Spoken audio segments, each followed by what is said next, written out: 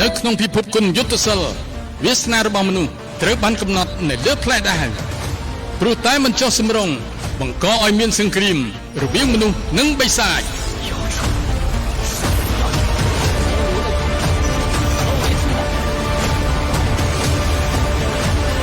លាប់ជាក្មេងធម្មតា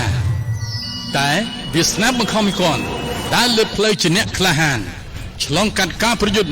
ការកាប់សម្លាប់រាប់មិនអស់变不顺的天命。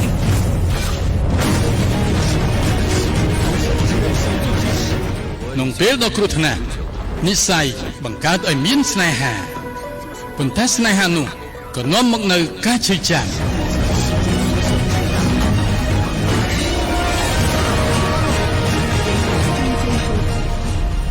ខ្ញុំមិនចង់ខ្លាចជាវីរៈបុរសតែខ្ញុំមិនអាចឈប់មើលអ្នកឈឺចាប់ដែរបើវាសនាចង់ឲ្យខ្ញុំប្រយុទ្ធខ្ញុំនឹងប្រយុទ្ធដល់ដង្ហើមចុងក្រោយនៅពេលដែលពិភពគុណជួបនឹងនិស្ស័យអ្នកក្លាហានត្រូវជ្រើសរើសជោគមួយណាការប្រយុទ្ធឬក៏ស្នេហា掌门运筹帷幄，我雄华正定。你跟我说上街买东西，怎么就成了定情？ ដើម្បីការពារអ្នកខ្ញុំត្រូវតែប្រយុទ្ធ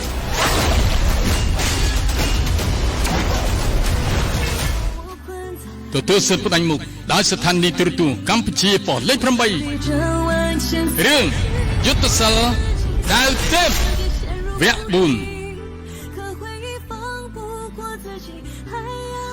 មានផ្សាយជូនទស្សនាក្នុងពេលឆាប់ៗនេះនៅលើកញ្ចក់ទូរទស្សន៍កម្ពុជាប៉ុស្តិ៍លេខ8 HD តែមួយគត់